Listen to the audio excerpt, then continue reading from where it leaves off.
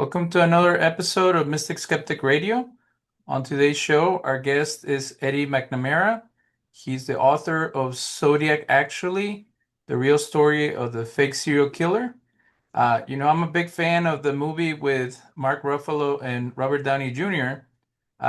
We can go step by step on how did you become an author, what made you be interested in this true crime saga, and what is the evidence that brought you to your conclusion. But just for people who are not familiar with the Zodiac Killer, can you tell us a little bit about the background of that story? Sure. The Zodiac Killer, the story that's sort of the accepted story, is that a serial killer working in the Bay Area of California between late 1968 and late 1969. There were five murders in four different locations linked to the Zodiac. There were maybe 2 dozen letters from 1969 through 1978 attributed to the Zodiac. The first attacks occurred at Lovers Lanes in the North Bay of like Benicia, California, and Vallejo, California. The third attack took place at Lake Herman Road in Napa, California. And the fourth and final canonical Zodiac attack took place in San Francisco. So, as new documentaries are being made, such as the one about the Son of Sam being a group of killers and things like that, was that something that made you consider looking into it as a real thing or as some type of media paranoia that came about? Or was there other reasons that made you look into it? Well, in my previous life, before I was a writer, I was a police officer. So that's my background. I was a police officer for 7 years in New York. And I had written a book. It was a punk rock novel, like a punk rock crime novel, called Brooklyn Hardcore. And I wanted to do something else after that. And a writer I really liked, Jared Kobeck. I really like him. He wrote two books about the Zodiac case, where he used library science to look into who the letter writer in the Zodiac case could be. And I thought it was very interesting. So I decided to learn more about this Zodiac case myself. And I was sort of disheartened by the content that was online. It seemed to be a bunch of people with theories that weren't willing to listen to each other. So I decided to go to the primary sources and read the police reports, read the FBI reports, watch television programs that featured the investigators that worked the Zodiac case. So I got very immersed in that, and I started noticing a lot of inconsistencies between the story, say in the Fincher film or the Graysmith book, which are both excellent. I think they're both fantastic. But the what I was reading in the FBI files, or what I was reading in the Vallejo police reports, or what I was reading in the Solano County Sheriff's reports weren't necessarily reflected in the sort of larger Zodiac story. So I started to question things, and it's very obvious that, and these guys tried to say it for a long time. The detectives that worked on the first two murders, which took place at Lake Herman Road, so it's two teenagers at a lover's lane, a 16-year-old Betty Lou Jensen and 17-year-old David Faraday. They're murdered with a 22 pistol. They're in his car, and they're killed there. And by 1970, and you can see this in some old newspapers. There were a few articles about it, but not too much. Um, the detectives working that case and the Vallejo detectives helping them were starting to believe that Zodiac. They doubted that Zodiac committed those two murders, but he had taken credit for them in a series of letters and gave facts that supposedly only he and the police would know to verify his credentials.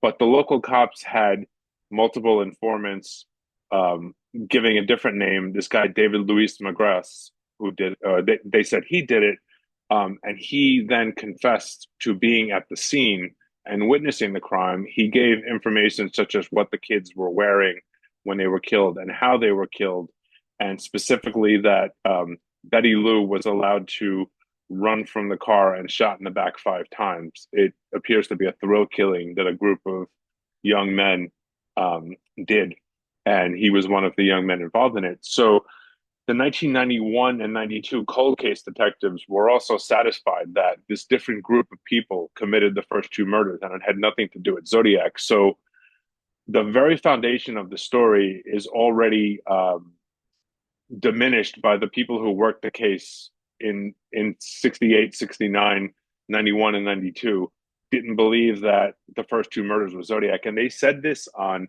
multiple media appearances. They said this in books where they were interviewed. They were on lots of shows in the 80s, 90s, and 2000s, and they were not shy about this. So the true crime community has to make a very concerted effort to ignore the fact that the very people who worked the case were saying that the first two murders were not Zodiac. So it's very inconvenient for the story. It sort of torpedoes the whole Zodiac narrative, and people pretend like that never happened, that the actual investigators weren't saying that, this wasn't Zodiac and we know who did it. Even David Fincher, the filmmaker, he's aware of the Dave McGrath business, and he said that he believed that the first two murders were inspiration for Arthur Lee Allen on July 4th at Blue Rock Springs. So I found a lot of inconsistency right away, looking at even just the first two murders. I'm a little confused. You mentioned that the cases were in the 60s and 70s, and then you jumped to the 90s. What's the cold case from the 90s? Oh, it's Zodiac as a cold case. They never solved Zodiac. So in 1991, the Vallejo the police department commissioned a retired detective and an active duty police captain to work Zodiac as a cold case. They had a suspect, Arthur Lee Allen, at the time, and there were informants against him saying that he was the Zodiac. One of them was like this mob guy who was in trouble for armed robbery, and he was facing 30 years. So he decided to cooperate with police in 1991, and he gave up Arthur Lee Allen as the Zodiac. But those detectives in the early 90s, they did not, they also investigated the Lake Herman Road murders, which happened December 20th of 1968. And they did not believe that those were Zodiac. They believed that it was a separate group of people. What happened to the suspect? Nothing. Ultimately, nothing happened to the suspect. They got a warrant about a year later. They questioned him. There were no forensics. There was no fingerprint match. There was no handwriting match. There was no obviously DNA at the time. It was there was nothing to tie him to the murders. They served the search warrant on his home, on his trailer. Multiple. They served multiple search warrants on the guy, and they could never link him to the crimes.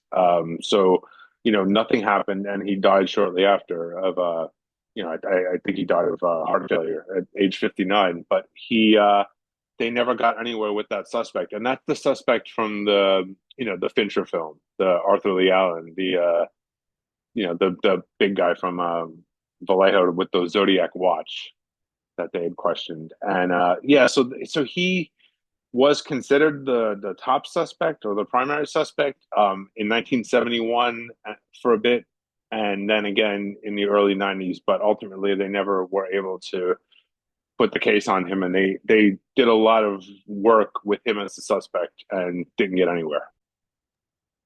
So, without giving away your book, what, who was writing these letters, and what was the significance of it in relation to the case, and maybe making the case more popular than what it was meant to be? I think if you look at the 1969 letters, so the original letters start July 31st of 69, and they come with a three-part cipher. The information provided in the letters, in all of the 1969 letters, comes from police reports and crime scene knowledge. It's right out of, if you look at some of the phrasing, it's exactly what was in the local police reports.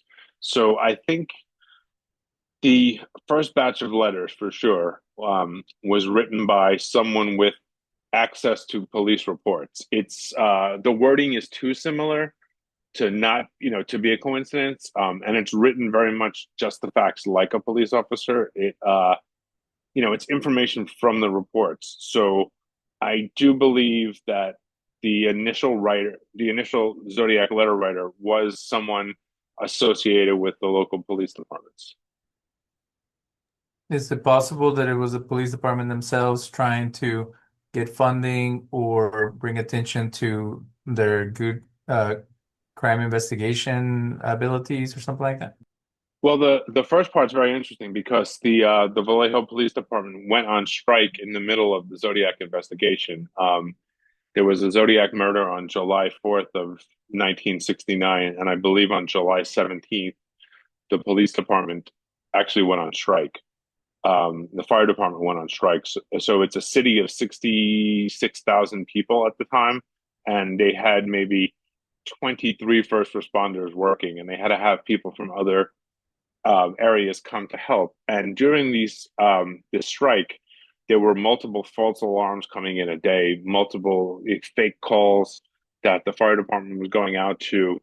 And when the fire department would get there, there would be writing, taunting writing, like "ha ha ha," and like "you can't do a fake fire," and then lots of sort of sabotage for seemingly for the purposes of a labor dispute was happening. A garage was firebombed when the fire department was off on another call. So for the first part, to make people feel like they needed the this going on, yeah, that's entirely possible. It it does seem to be a very fear-based group of letters, but they certainly wouldn't be showing off their ability as investigators or competent investigators with what was going on at the time, because here we are 58 years later, and it's still an unsolved case. There's still five unsolved murders. Five families never got justice. They never got an answer for what happened to their loved ones. So yeah, I think it could be uh, or it could be coincidentally someone who was involved in the strike and also involved with one of the victims. The victim, Darlene Ferrin, from the July 4th, 69 murder, she was a married woman with a young daughter, and she was having an affair with at least two, possibly three local police officers at the time of the murder. So that's, in her sphere were police officers. The two officers that I know that she was dating were both fired, and it was very difficult to be fired by the police department in the 60s. One of them had a statutory rape case from a 15-year-old, and he would later become involved in a domestic violence assault on a woman and a shooting of a man. And the other one was actually even worse. He was fired for stealing evidence. Um, and a woman died at his home in 1972, and his former boss, the police, his former police boss, ruled it a suicide. She was shot in the stomach with a 357 Magnum, and her children were a few feet away in another room. And that's not really a typical way that women would commit suicide, just a few feet away from their children. So both of these guys were involved in violence against women, and both of these guys were fired from the police department and involved in some very shady things. And I think they both make fantastic suspects. In an age where there's a lot of yellow journalism and sensationalism, do you think that the media could have been involved in putting different cases together to build a serial killer that they could exploit, or that they could take a real serial killer case and blow it up to the point where you can't even solve the case because there's too much false information and eyes all around it? Well, I think both are likely. Both are likely that actually did happen. I sort of chronicle in the book about all the different cases that happened in the area that the media was linking to Zodiac.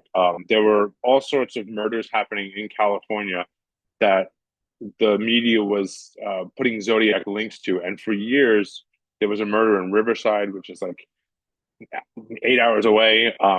There was a murder in Nevada. There was a few, somewhat local murders that for years were thought to be Zodiac murders, but the local police didn't really think that. But the paper sort of put it in the paper and ran with the story. There was a time when the Zodiac was taking credit for 37 murders, and the papers were trying to basically guess which ones he was talking about. So it was a lot of sensationalism, and they were blowing up the story a lot because it was a very interactive story. If this person is sending in letters to the newspaper, and the newspaper is then printing the letters, and he's sending in these cipher codes, it's almost like it's a reason to buy the newspaper. Now you get to see his new letter, and now maybe at home you can solve the code. The 3-part cipher that he sent on July 31st of '69 was solved by two civilians, not the FBI, not the CIA, not the Naval Intelligence. It was two high school teachers from Salinas, California. They solved the first cipher. So, there was another cipher the Zodiac sent in where he said, "My name is contained in here." So it's people at home who were, enthusiastically picking up these newspapers and trying to solve this Zodiac puzzle. So yeah, I think the newspaper definitely ran the story, to keep it going, and they got 9 years out of the story. I also think one of the lead investigator in the story, he had lots of the Mark Ruffalo character from the movie. He had lots of connections with the San Francisco newspapers, and he, in large part, kept the story alive by giving quotes to newspapers, talking to newspaper writers about the Zodiac case. He was accused of faking a Zodiac letter in 1978. He admitted to faking letters, fan letters for himself to a newspaper columnist, supposedly from young women and college women, talking about how handsome and interesting he was. So he was involved in, and I show in the book about how throughout the '70s and '80s, there was a San Francisco Examiner columnist named Guy Wright, and he was putting these fake hero stories about how he, was assisting with the murder of the Iranian general's son, which never happened in California or anywhere in the United States. So it's fake crimes, and then sort of a week later, a bunch of letters come in talking about how great this detective is from people who are not listed in the San Francisco directory. So it's very strange, and he was in large part responsible for keeping the story alive. It probably would have died in 1970 or 1971, but he, throughout the 1970s and using the San Francisco media, was linking it to other crimes and keeping it going, keeping the story going. He then became a big time celebrity. The movie Dirty Harry is based on him. Clint Eastwood based his character on this detective Toschi. Um, Bullet with Steve McQueen, he based part of the character, at least stylistically, with the holster on this Dave Toschi. And then Mark Ruffalo played Dave Toschi in the Zodiac film, and he's one of the heroes of the film. And in real life, he was transferred out of homicide in disgrace and taken off the Zodiac case because of this notion that he was writing fake letters. As a former police officer and someone sensitive to domestic violence and violence against women, how do you feel about all these serial killer and true crime podcasts? And I try to listen to one about this guy who was going around kidnapping women and raping them and killing them. And I was sick to my stomach with how detailed and specific it was. Some people get off on that or they enjoy especially in Texas, we have the Texas Killing Fields Mm-hmm. story. Um, how do you feel about the popularity of this? And do you think that we have become desensitized or that it is some type of sickness that people have to kind of look at these type of train wrecks and enjoy hearing about them? Well, I think there's a there's a few ways to look at it. I've spoken to a lot of people since I wrote a true crime book, and a lot of people told me that they like true crime, and this is especially women I've noticed from. They like true crime, um, as an exercise of putting themselves in the situation and what would they do in that situation. So it's almost like a preparation for a worst case scenario thing. So I've heard that quite a bit. I don't love true crime. I don't love true crime at all. I My intention with this book was to solve a crime and to debunk the sort of sensationalist true crime gory narrative.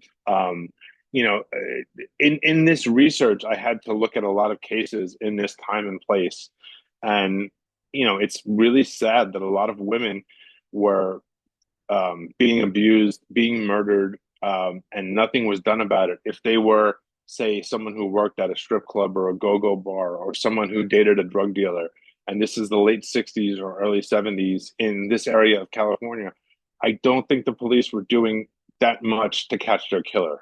I don't think, I think, a woman was shot in the back of the head, and one of the Zodiac investigators said that, oh, it could be suicide. They were really not trying to do their job. So I think, in a way, I think, I hope anyway with my book, because I can link one person, one of my suspects, to possibly four murders between 1968 and 1969. He was convicted for one of them and ended up in prison for that. But I think he was forensically linked to another murder of a black man named Matthew Burrell, who was murdered on his 46th birthday. And it made the paper for one day. And it only made the paper because this guy's gun was linked to it for a different murder. And that's something that, if there's a police officer from that department, Vallejo or Solano County, if I want someone to be the cop who solves this cold case. I want them to read my book, see that this information is there, pick up a file, and do something with it. I think that their predecessors knew that the first two murders of Faraday and Jensen were not Zodiac, and they know who did it, and it was a local gang, and the guys are all passed now, but they could answer the question as to what happened there, and they could, I believe they could answer that. It would take maybe two or three pieces of paper that they probably have somewhere, that they haven't shared with me, but I believe they probably have it somewhere. So, true crime for me is to get this right, because they got it wrong before. So I'm interested in real crime, and I'm not interested in the salacious details. I'm I'm I'm interested in solutions, and I want the solution to come. And I think there's enough for the early murders in my book for someone to pursue, and I hope that that does happen. In your work as a police officer, did you experience a lack of interest in solving cases that involve minorities, women, or people who were of low repute and maybe poor, and that if it was the child of a congressman or the mayor or something like that, all eyes were on it, and they were trying to take care of that? Do you think that some of the issues with this case has to do with blue collar people? Well, I definitely think, in my experience, no, because we were just, it was in New York City, and it was in a traveling area, I worked for the Port Authority in New York. So I was working at the World Trade Center. I was working at airports. I was working at the bus terminal. So it's really everybody. It's transportation centers, and but I do know that, you know, I do know that historically, in this country, the rich and poor are not treated the same. I mean, when these cases go to trial, um, a rich person will have an attorney dedicated to their case and their case only. A poor person will likely have a public defender who is one overworked lawyer, fighting against the entire system of judges and cops and forensics and and responders. So there's definitely a two-tiered justice system in this country, I would say, for sure. When it gets to court, I think it's even more. it's more damaging when it gets to court because everyone doesn't have the same access to the same level of criminal defense. It's just not. It's anyone with money and a dedicated lawyer. They will fare better. They will serve less time than someone with an overworked, you know, uh, uh, legal aid lawyer who is basically asking them to take whatever deal the prosecutor is offering, and that's a major problem. But that's on the end I worked. No, I didn't experience that, but I know that through the legal system, it's certainly not a fair system that serves everyone, every American equally. No, it's not. In watching the movie, did you feel that they were like exploiting the kind of monster versus couple making love or going out on a date kind of trope where um, I've heard even friends say that they're rooting for the killer because people are acting crazy or doing wild things, and then the killer comes and gets rid of them. Did you feel that? Because when the movie came out, we've had some tragedies in our family, and I knew that some family members wouldn't be able to stomach the kind of the way that was depicted. Right. I mean, I think David Fincher tried to, as accurately as possible, portray the murder scenes, and he consulted with the two surviving victims in that were involved in those scenes. But yeah, it very much is the trope of like a lover's lane, and people are a couple is together, and the monster comes to attack them. This is what we see in every slasher movie. This is what we see in horror entertainment. So that yeah, that was apparently done as closely to the truth as possible. But uh, in my opinion, and the way I'm watching the movie as a movie about obsession, where the character played by Jake Gyllenhaal and the character played by Mark Ruffalo basically ruin their lives because they're obsessed with this case, and it takes over their, the the Robert Graysmith character played by Jake Gyllenhaal. He loses his family, he loses his marriage, he loses out on life chasing after this ghost of a of a legend of a serial killer. And I think that's what Fincher was saying the most. Instead of, he definitely did have violent, horrible scenes of, a serial killer being a serial killer, but I think he was also showing the toll the case took on the the this person who became obsessed with it, and he was showing that obsession. And and it's I'm of two minds about it. I mean, Robert Graysmith did write a very interesting book in 1986 about all of this, and he wasn't completely factually accurate with everything. He did I believe the best job he could, but he had to write a book that was very entertaining, and he had to keep it to a narrative, and he had to have a bad guy. He couldn't leave it open ended. So he had Arthur Lee Allen as his suspect. And yeah, I do think, I also think those two guys, Tosky and Graysmith, who were, Gyllenhaal and Ruffalo, were the only two people who benefited from the Zodiac case. I think everybody else suffered because of it, and the movie does show a bit of suffering from them. But I think they both benefited in sort of having this heroic reputation, and being thought of as people who dedicated their life to pursuing justice. Have you ever thought about how some of these depictions give people ideas, or they romanticize the villain as someone who can get away with stuff, someone that has a vendetta against society, and then young people or people who with some type of mental health crisis, they go about and follow after them? Yeah, that actually happened.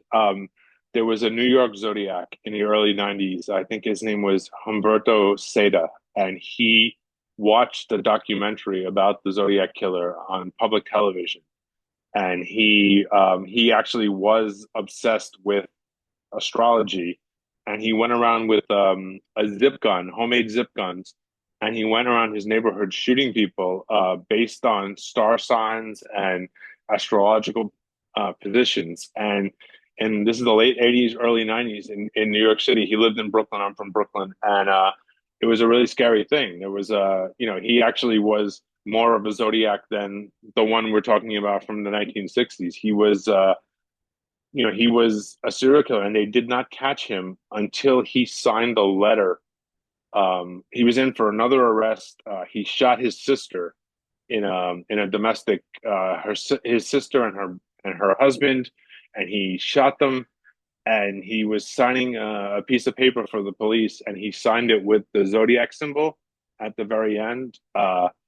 And when they interviewed, and then they figured out that this is probably the guy and he was writing letters as the Zodiac, also inspired by the 1960s Zodiac. So, yeah, there's a very real case of someone who did this, and he's in prison still now, who did exactly that, who was inspired by this. And before that, he never had any history of violent crime, and he decided he was going to be the Zodiac, and he did, and he's still alive, and he's in prison now.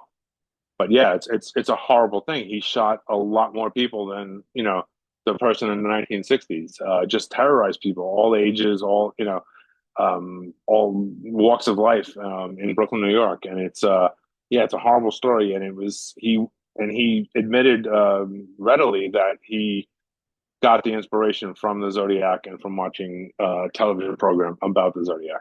So yeah, I think there's too much. There's too much. I think a lot of people who produce Zodiac books or documentaries, they paint them as some type of mastermind who outsmarted the police and it's almost aspirational. And I think a lot of serial killers in film and television have been based on this person playing a cat and mouse game with the police. And yeah, I think it's not good to give some kind of hero status or some kind of genius, brilliant status to this person. This is a terrible person if they were real. It's a terrible person if they're fake and they were writing fake letters to take credit for murders they didn't commit. The whole thing is a mess and something that no one should aspire to be. Have you done research on other killers such as the Nightcrawler or Ted Bundy or people like that? I made a mistake to watch a documentary on the Nightcrawler, and it was truly disgusting because they would emphasize the victims and how they were killed. So again, the exploitation of people suffering. But has it piqued your interest in looking at other cases and how they were described by the media or addressed by the public? Not really. I'm not much of a true crime person. I have a slight interest in Manson because I think that story is the Charles Manson story is completely overblown and misunderstood. But I haven't done any deep dives like I did with Zodiac. I don't love true crime because I think unless the true crime is trying to solve something and not glorify the criminal. Um, and I think Manson also got the same type of treatment where he was thought to be this mastermind. And I don't think he was at all. I think he was, simply someone who was a pimp and had access to drugs. And they turned him into, maybe one of the most famous people of the 20th century in the United States. And he's not a genius. He was barely literate. He had a third grade education, and he was a pimp, and he was able to pimp his girls to some influential people in Hollywood. But as far as the murders go and the gory details, I'm not at all interested in that. I'm interested in setting the record straight, sticking to facts, and getting away from these narratives that are involving the CIA or other famous serial killers, and combining them into one person. I think a lot of these people are just you know bad people who are not brilliant, and they just are being treated different, being shown in the media as being a lot more than they really are. So that would be my interest in, more so than the gory details. I have zero interest in that. So not to get off topic, but when people say that there's a MK Ultra connection with Manson and possibly the killer of Charlie Kirk or the Trump botch assassination attempt, uh, is there any inkling in your mind that there could be some type of brainwashing going on, or is like you said, it's just people who have some type of bad upbringing or desire to cause havoc? Well, I think in the case of Manson, I think Manson had a horrific upbringing. He was a criminal his entire life, but we can't ignore, and it's a fact, we can't ignore that the CIA was running the hate-free clinic that he was bringing the girls he was pimping to for STD treatment. So there is a crossover there. Now, do I think Manson was part of, was he an agent or was he someone who was an asset to the government? Absolutely not. He would have been, taking and giving out LSD regardless of MK Ultra, regardless of the CIA. I think it's a link that should be looked at. I think Tom O'Neill does a fantastic job in the book Chaos about Manson. I think it's a fantastic book.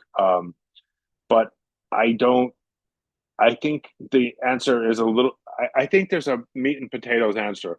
Like there's a simpler answer, and it's what it looks like. It's that, this guy's a drug dealer, this guy's a pimp, he's a bad guy, he's got some bad guy bikers around. His friend commits a murder. They try to make some murders look like the murder the friend committed with the writing on the wall, the political piggy, death to pigs, all that stuff. I think that's a lot more of a reasonable explanation than Manson being some type of asset. Also, something people bring up is that he was never parole violated, and he should have been.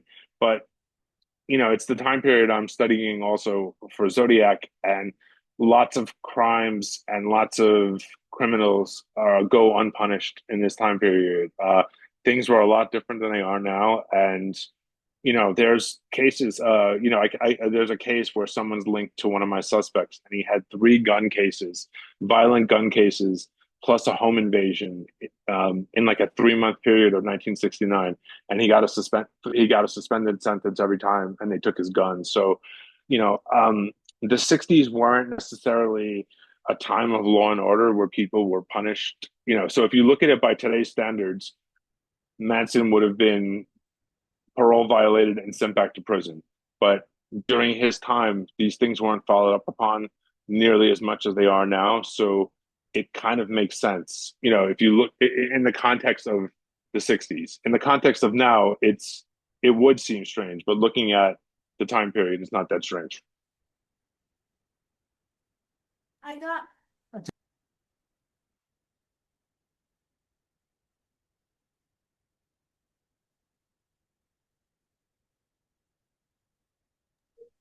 there is a theory that sounds compelling about, and that is that the government wanted to demonize the hippie movement, and that one way to do that is to make them look like criminals and to be anti-police.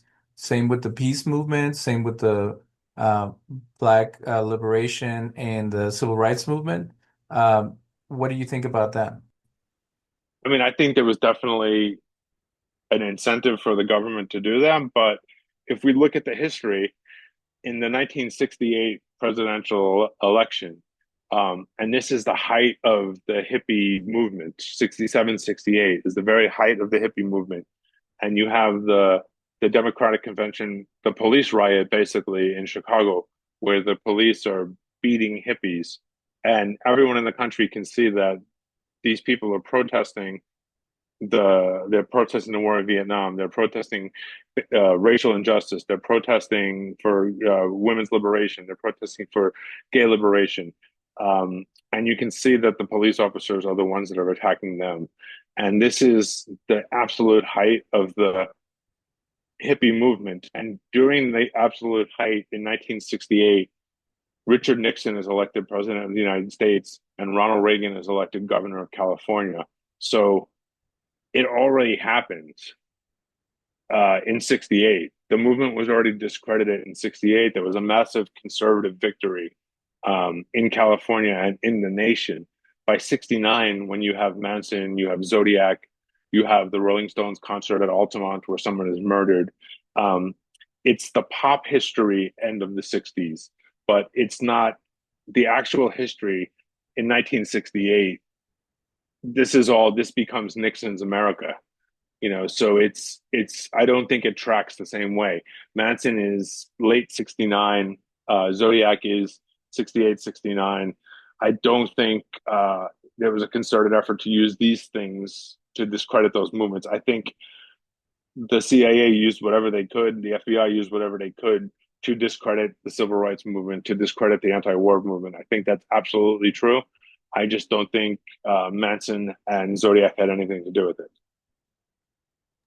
And again, not to go off topic, but have you looked at murder rates in other countries and the amount of cold cases? Because I come from Mexico, and um, I watch Dexter and things like that, and I'm like, if they can't solve crimes in Miami where they have tons of resources, back home we used to read true crime comic books, and they would just show people being blown up and raped and set on fire and stuff like that.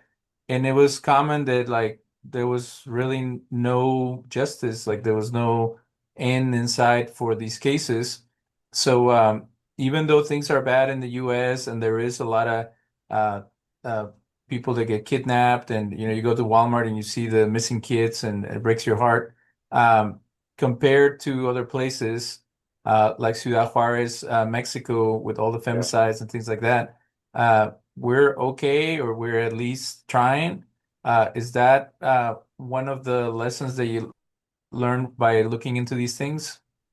Yes, I think we are trying, and I think there's nothing that compares to Ciudad Juarez and the femicides there that were going on for so long and going completely unsolved. There's something at the sort of the native reserves in the U.S. and Canada where there are lots of missing women, and exploited women, and murdered women, but to the scale, no, there's nothing like that. I think in the US we're trying. We're trying to I think the we're trying to use science, we're trying to use DNA, we're trying to use databases, we're trying to use camera footage. I do think someone is more likely, even though the closure rate of a homicide is lower now than it used to be. In the past, it was like something like 80%. Now it's about 50%, but I think they're getting the right people now. I think in the past they might have just found the usual suspect and put the case on them. Whereas I think now the investigative tactics are so much better, and the police officers are so much better trained that they're getting actual justice instead of just sort of symbolic justice. But yeah, I think the technological advances, just DNA, video cameras, and having databases for fingerprints and databases for DNA that can be automatically run, that's massive. And if that can go worldwide, I think that would be an incredible tool for anywhere that has a backlog of cold cases to sort of.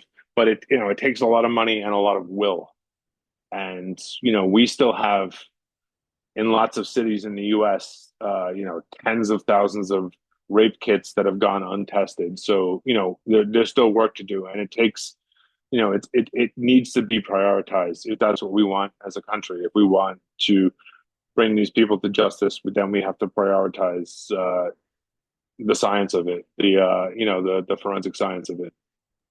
And with the development of AI technology and surveillance, is there any concerns that you have that we're going to be over policed and overly surveilled to the point of almost like a pre-crime or science fiction scenario where it's so militarized and so police driven that it's going to be a backlash, and then maybe that's why people are not pursuing criminal cases much because they don't want to be under the thumb of the government? Yeah, I mean, I think, like a nightmare scenario would be like that film Minority Report, the Tom Cruise film, where they're sort of predicting crimes in the future. And that would be a nightmare. And it's one of the reasons why I don't love profiling, like FBI profiling. And um I don't love that because that sort of, it isolates populations. I don't like when populations are isolated and it's said that this person is more likely to do this. I think that's a dangerous slippery slope. I think AI is, as it stands, very dangerous because AI gives an answer and AI gives fake answers all the time. I've toyed with AI for research, for newspaper research from newspaper stories that I was looking at from the 1960s, and I have the actual newspaper stories that I asked AI about them, and the AI was lying to me. They were giving me fake summaries. They were giving me fake stories about confessions. I find it to be a very flawed tool for this type of investigative work. They were citing reports and articles that didn't exist. And I tried different ones. I tried ChatGPT, I tried Claude, I tried Copilot. So I've tried a few of them just for, compiling newspaper reports and sort of, getting something of those. And I found lots of really terrible mistakes where I have very low trust in AI as a tool for my purposes. So yeah, I think it's dangerous to put too much faith in AI, and it's dangerous to put too much faith in a profile of someone who hasn't done something yet. I think that's horrible. That's a nightmare dystopian future. And you mentioned the violence against Native American women. I have a theory about it, and it's very similar to the theory about the women of Juarez. There's an excellent podcast called Forgotten, the Women of Juarez. And what you get from these investigative journalists is that everybody's involved in kidnapping, raping, and tossing the women because they are from a low socioeconomic status. They are mostly indigenous and they are easily replaceable in that factory-based society. But then in the Native American community, you have a lot of people coming through that are working on oil rigs or they're working on the forest or whatever, and women are seen as exotic and then they're used, abused, and discarded. Um, that is very similar also to the Texas killing fields, where we have the oil areas and all kinds of random guys are passing through, and women are not safe. Um, what do you think needs to happen for people to be a little more uh, like you mentioned, women thinking of the worst case scenario and how to protect themselves? Do you think there needs to be more awareness also of uh, the perpetrators and people's ability to uh, like defend women's rights or be more respectful and more cherishing people more than now people have become disposable? Yeah, I think that's the ultimate nightmare when people become disposable or discardable in situations like that. I mean, that we as a world, as human beings, can't allow something like that to happen because that's probably the end result is that terrible things will happen to people if people don't count as much. So I think it's a top-down societal. We have to we have to believe in the value of our fellow human beings. That women cannot just be trafficked, and women cannot just be, is someone exotic and someone to have an affair with and then discard. And maybe that could mean physically discard, like get rid of the body, or to traffic someone and have them working on, as a sex worker, as a forced sex worker on a ship or a barge or a trailer, and these are all terrible things, and we have to sort of see from the top down that people are more valuable than that, and that people are, it's we were talking about sort of inequity within the system, and these are things that are maybe systemic inequities, and we have to do better and not just talk about it, but we have to, we have to, as a society, start treating people more equally. I mean, more equally, fully equally. We have to do that. And, until that happens, I think we will see tragedies like this. We will see, um, I think something we were talking about before about profiling, um, you know, early days, the FBI profilers, they believed that serial killers were always going to be sort of white men between 25 and 35 of above average intelligence, but not successful employment wise, who have a bad relationship with their mother. And lots of serial killers in the US who didn't fit that profile, black serial killers, Latino serial killers, women, Asian serial killers, sort of were able to put up staggering body counts in the US because that's not who the police were looking for, because they had it in their minds that every serial killer was Ted Bundy, or a Ted Bundy kind of guy, or a John Gacy kind of guy, or you know and they weren't looking at, like, say, like the Grim Sleeper in California. And there was someone in Texas who was along the border, he was along the rail lines, and they weren't looking for the guy. The Atlanta child murders, initially they were, they that went on for a long time, where they were saying that, well, it's a serial, so it has to be this like 30-year-old white guy who's frustrated and hates his mother, and that clearly wasn't what happened there either. So I don't love the whole predictive um nature of that. I think these cases have to be, you know, um, investigated with a full heart. I think the case that's happening now, the Long Island serial killer, the Gilo Beach killer, Rex Howerman in New York. Years ago, one of the sex workers who went missing, her roommate told the police, this is 15 years ago or something, told the police that she had a really aggressive client, and it was a giant man, 6'7", 350 pounds, driving a Chevy Avalanche that was green. And that was the first year the Chevy Avalanche came out. But the police didn't do anything with it because, like we were saying before, maybe they didn't value her as much because she was a sex worker. This is her roommate. Maybe the police think it's her pimp. They're not going to follow up on this. Maybe they think she just ran away.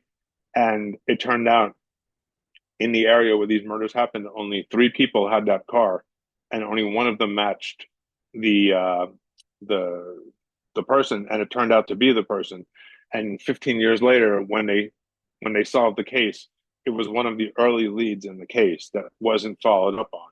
And that's something, I noticed in the Zodiac case as well. I think it's the early leads that weren't followed up on that would solve this case, would lead to an answer as to who committed these crimes. And I think it's important not to blow things off, and it's important to sort of, you would love to see every police officer who is assigned one of these very important cases, to treat it as if it was their family member, to treat it as if it's the most important person in the world, because a lot of the times the person who committed the crime is right there in the file.